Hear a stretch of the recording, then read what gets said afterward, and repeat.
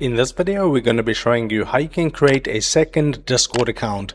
If this does help you out, make sure to like the video, subscribe down below, and let's get into it. So come to Google, search for Discord. Okay. But obviously, if you want to create a second account, I recommend you to first open up a new Chrome browser. Now go ahead and search for Discord. Discord, just like so. To that, open up Discord. Alright, so to create a new account, you can either click on this login button over here. Then once you reach on the login page, you click or you choose where they say join. Okay.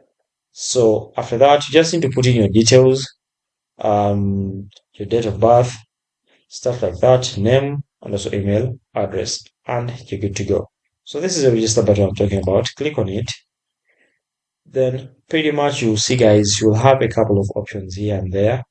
So go ahead and do these options, answer them.